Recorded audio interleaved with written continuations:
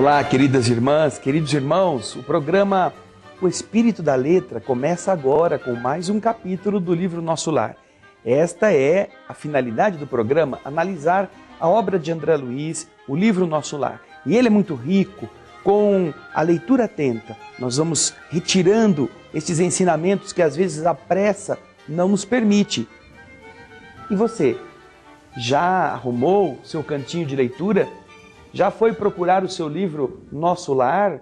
Assistiu o filme, viu todas as coisas lindas que estão ali? Então, aproveite, o estudo está sendo graduado, capítulo por capítulo. O nosso encontro tem permitido que nós aprendamos em cada um deles aquilo que de verdade nós poderemos extrair ao máximo, apertando, tirando o suco de cada palavra, de cada frase.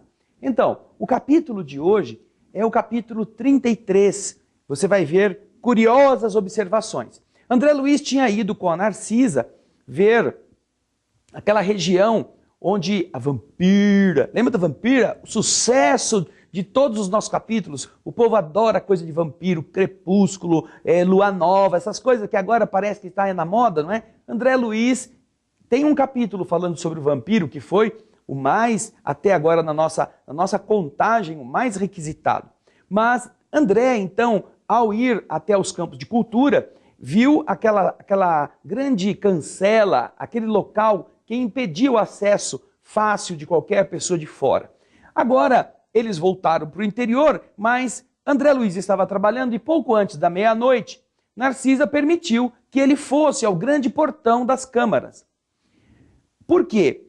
Porque os samaritanos, lembram-se, os samaritanos tinham ido buscar pessoas, almas no umbral, espíritos que estavam perdidos, eles estavam voltando. Tinham mandado uma comunicação horas antes, informando quantos estariam trazendo. Eles estariam chegando, deveriam estar nas vizinhanças. E então André foi autorizado por Narcisa a ir até aquela região. Ai, com que emoção, diz André, eu voltei ao caminho cercado de árvores frondosas, árvores acolhedoras, olhando para os lados, não é? Ele identificava aqui troncos que recordavam o carvalho vetusto da terra. Vetusto? O que é vetusto? Vetusto, olha o dicionário, vetusto é antigo, velho. Esta realidade, então, nos ajudará a entender algumas palavras, enriquecendo o nosso vocabulário, não é? Além de folhas caprichosas que lembravam a acácia e o pinheiro, outras árvores. Aquele ar embalsamado. Ai, embalsamado é coisa de botar, é coisa no defunto. As múmias do Egito estavam embalsamadas. Será que é isso que o André está querendo dizer? Não, ele não está falando aqui sobre as múmias Ramsés II, o Tutankhamon, não. Embalsamado aqui quer dizer envolto, perfumado. É outro significado da palavra. Aquele ar perfumado ali daquele ambiente parecia uma bênção. Nas câmaras, apesar de terem janelas amplas, aquele lugar onde as entidades estavam sendo atendidas e onde o André estava trabalhando, ali, apesar do arejado, ele não experimentava essa impressão de bem-estar. E assim caminhava silencioso sob as árvores, ventos frescos agitavam essas folhagens, envolvendo em situações de repouso. E ali, na solidão, o que faz o André Luiz? Começa a pensar, está sozinho, né? Pensar, saudade de casa, as velhas, as crianças, como será que estão? Ninguém me dá notícia deles, mesmo a minha mãe, não é? Minha mãe falou para que eu não estivesse assim tão preocupado. Onde estaria? Na terra? Aquela paisagem de sonho? Será que era na terra? Ou era ali na colônia espiritual? E todos esses pensamentos faziam André meditar por que razão estavam ali prestando tantos esclarecimentos sobre as variadas questões da vida, mas omitiam qualquer notícia da sua casa. Relembra ele os conselhos da mãezinha, aconselhando o silêncio, abstendo de qualquer informação direta. Era necessário, pelo que tudo indicava, que eu esquecesse os problemas carnais para que me renovasse por dentro. E apesar disso, penetrando os recessos do ser, encontrava a saudade viva daqueles que eu amava. Desejava rever a esposa querida, receber de novo o beijo dos filhinhos. Por que decisões do destino nós estávamos separados? Como se eu fosse um náufrago em praia desconhecida? Essas ideias estavam, envolvendo André Luiz, estavam fazendo ele ficar assim, ansioso, queria uma resposta. Ele não era um náufrago abandonado. Se a minha experiência podia classificar-se como um náufrago, obviamente, eu não devia ao desastre a não ser a mim próprio. Lá está André Luiz falando sobre essa questão. Eu mesmo me fizera assim responsável pelo meu naufrágio. Agora que eu estava observando em nosso lar novas oportunidades, novas vibrações de trabalho intenso e construtivo, eu me admirava de haver perdido tanto tempo no mundo em frioleiras. Frioleiras. O que será que é frioleira? Esse capítulo está matando a gente, André. Que coisa mais difícil. Frioleiras são as tolices, as coisas vãs. Frioleiras de toda sorte, coisas que André Luiz na terra se deixara levar.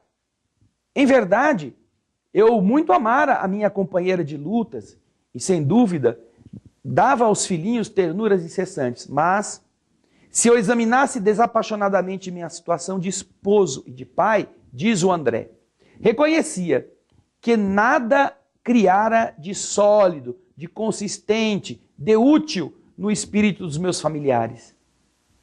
Muito tarde verificava esse descuido. Quem atravessa um campo sem organizar sementeira necessária ao pão e sem proteger a fonte que sacia a sede, não pode voltar com a intenção de ter o que comer e o que beber. Tais pensamentos instalavam-se no meu cérebro com uma veemência, com uma insistência irritante. E o que aconteceu com minha esposa e com os filhos, deslocados da estabilidade doméstica para as sombras da viuvez e da orfandade? Ai, quantos pensamentos, quantas coisas vinham na cabeça. A gente fica sozinho, não fica pensando, Um monte de coisa. O André Luiz nem imagina o que vai acontecer com ele daqui a pouquinho.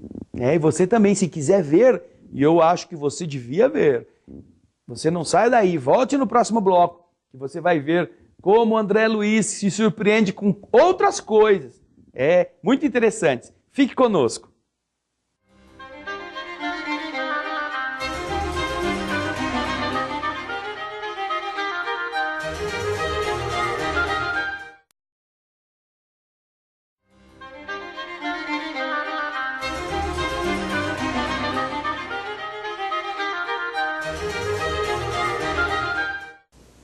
Estamos de volta com o programa Espírito da Letra, analisando a obra de André Luiz, hoje o capítulo 33.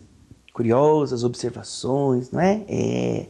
André Luiz está então naquele campo de cultura, na cancela, olhando, pensando na vida, coçando os piolhos, pensando, meu Deus do céu, onde está minha mulher, meus filhos, como eu não me preparei, como eu não os preparei para a vida espiritual, como que eu posso ficar esperando notícia? Então, embalado pelaquela noite, ele olhava assim pelos campos de cultura e ficava pensando, tudo luar e serenidade, um céu sublime e beleza silenciosa. Aquela coisa, de extasiar. Na contemplação do quadro, ele ficou alguns minutos entre a admiração e a prece. Mas depois, passou um pouquinho, ele começou a ver assim, ao longe, dois vultos enormes. Pareciam dois homens de uma substância indefinível, luminosa. E então o que aconteceu? Ai, meu Deus! Dois fantasmas! Ai, ele sentiu um arrepio e o cabelo ficou eriçado, os pelos do corpo ficaram tudo em pé. E ele, meu Deus do céu, olha só, o que é aquilo? Ele via que dos braços pendiam alguns fios e da cabeça, longo fio de singular proporção saía. Tive a impressão, diz André Luiz, de estar diante de dois autênticos fantasmas. Não suportei, falou André Luiz correndo. Ai, eu vou procurar a dona Narcisa. E saiu, meia volta e correu lá para dentro das câmaras de retificação. Chegou lá, a dona Narcisa. Ai, fala André, calma. Ai, dona Narcisa, eu quase remorri. Como André quase remorreu? Eu que estou inventando, tá? O André não contou desse jeito, ele contou mais diferentinho. Mas é mais ou menos isso. Eu vi dois fantasmas lá, dona Narcisa. dois caras grandes, dois caras cheios de fio. Meu Deus do céu, o que é isso? Desesperado. A dona Narcisa, vendo o desespero do André Luiz, branco, pálido, suando frio, falou para ele: ora, meu amigo, com muito bom humor e contendo o riso, como você não reconheceu aquelas personagens? André Luiz ficou com aquela cara de tacho assim, né? Puxa, mas a senhora conhece eles? Não é fantasma? Não, André, não. Eu também, por minha vez, experimentei a mesma surpresa em relação aos outros templos. Acompanhe o texto agora, a explicação que Narcisa vai dar a respeito daquelas duas criaturas. Aqueles são os nossos próprios irmãos da terra. Trata-se de poderosos espíritos que vivem encarnados em missão redentora e que podem, como nobres iniciados da eterna sabedoria, abandonar o veículo corpóreo e transitarem livremente em nossos planos. Os filamentos e fios que você pôde observar são singularidades que os diferenciam de nós. Não tenha medo, não se arreceie, portanto. Os encarnados que conseguem atingir estas paragens onde estamos são criaturas extraordinariamente espiritualizadas, apesar de na Terra serem criaturas humildes ou obscuras que ninguém sabe identificar a sua capacidade. E então, me encorajando, falou: André, vamos até lá, vamos lá? Se for com a senhora eu vou. E o André todo corajoso, não é? Com medo do fantasma, aí se encheu de coragem e foi com a dona Narcisa até a região onde estava a cancela. Temos ainda 40 minutos depois da meia-noite, André. Os samaritanos não podem demorar. E então, satisfeito com a presença da dona Narcisa, voltei com ela ao grande portão. Lombrigava. O que tem essa lombriga aí no meio da história? Lombrigava. Quem que é essa lombriga? Aquele verme que fica no intestino. Não é lombrigava, é lobrigava. Isso é uma expressão que quer dizer entrevia, avistava. Ainda a enorme distância, os dois vultos que se afastavam de nosso lar tranquilamente. A enfermeira olhou para eles, fez um gesto expressivo de reverência e disse: eles estão envolvidos em claridade azul. Devem ser dois mensageiros muito elevados na esfera carnal, em tarefa que nós não podemos agora conhecer. Ali, diz André, estivemos longos minutos parados na contemplação dos campos silenciosos. Em dado momento, porém, a bondosa amiga indicou lá longe, assim, olha lá, André, indicou um ponto escuro, um ponto que vinha no horizonte com a luz da lua, que era possível se identificar. E observou: André, lá vem eles. Olha lá, a caravana. Identifiquei a caravana que avançava em nossa direção, sob a branda claridade do céu. De repente, olha a surpresa do André Luiz de novo. Primeiro foram os fantasmas, que ele quase remorreu de susto. Agora, o que acontece? Ele começa a ouvir latidos. Ué, mas aqui na cidade, no nosso lar, tem latido de cachorro? O que será que é isso? O ladrar dos cães se fez ouvir a grande distância. O que é isso, dona Narcisa? Cachorro? Eu tô equivocado? Ou estou ouvindo mal? Não. Você está ouvindo bem. São os cães, disse Narcisa, sem nenhuma surpresa. Eles são auxiliares preciosos nas regiões obscuras do umbral, André, onde não estacionam, não ficam somente homens desencarnados, mas também ali no umbral ficam verdadeiros monstros que agora não nos compete descrever. E então a enfermeira, em voz ativa, chamou os servidores distantes, enviando um deles ao interior, lá do prédio, transmitindo avisos. E daqui a pouquinho, no próximo bloco, você vai poder acompanhar essas explicações de como eram estas composições, como era essa caravana, porque se você já ficou surpreso com o cachorro que estava latindo, com o barulho dos cães, você vai ficar mais surpreso ainda com o que o André Luiz vai descobrir no que diz respeito à estrutura desta caravana dos samaritanos, tá bem? Fique conosco, daqui a pouquinho estaremos de volta.